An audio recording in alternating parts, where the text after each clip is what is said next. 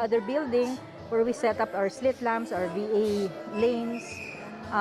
Only those who are able to ambulate or at least wheelchair were able to be brought here. But for this case, no, we had to come here to the facility because of many of them are bedridden. A lot of the patients here have, of course, expected cataracts, different levels. No, some are really mature, some are just beginning, but many of them also need cataract operations. I've seen patients previously with depression, for example, and then you operate on the eye, you give them better vision.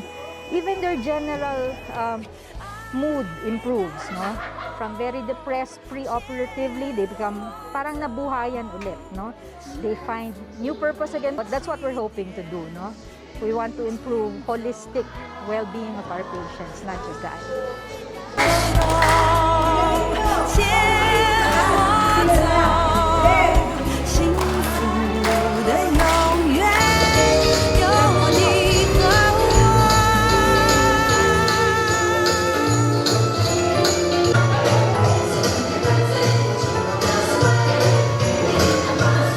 Iba po kasi naming mga lolo at lola ay mahilig pa rin maglakad ng maglakad. So, kung malinaw po ang kanilang mata, mas mape-prevent natin yung mga incident of falls na sana makapagbasa pa rin sila. Kasi syempre po, kapag nakakapagbasa pa rin, pag continuous pa rin po ang education nila, mas may iwasan natin ang dementia. On behalf din po ng aming mga lolo at lola na gustong-gusto talagang mapacheck ang kanilang mga mata, sobrang laking tulong nyo po sa DSWD Haven for the Elderly. Pwede namang ibigay yung tulong na muling makita kung anong maganda sa mundo, bakit natin ipagkakait. Yun man lang baunin nila sa sarili nila na may nagbigay ng kabutihan. Magandang iyon ang matira sa kanilang kalooban eh. O-operahan daw to sa Chuchi.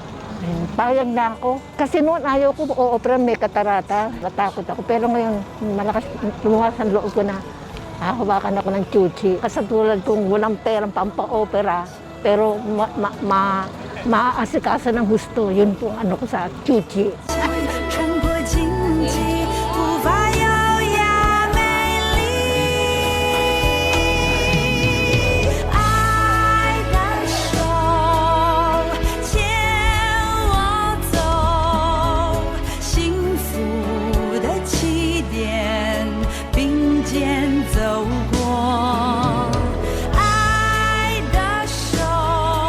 Nagkaroon dito ng check-up ng Sutsi. Nagpa-check up po ako sa kanila na nalaman ko na meron daw akong katarata. Malaking pasasalamat kasi nag-sponsor sila dito sa amin. Kaming staff at binigyan din nila kami ng pagkakataon na ma-operahan din. Malaking bagay po yun sa amin na kaming mga nagkaroon ng katarata, na makakitang muli.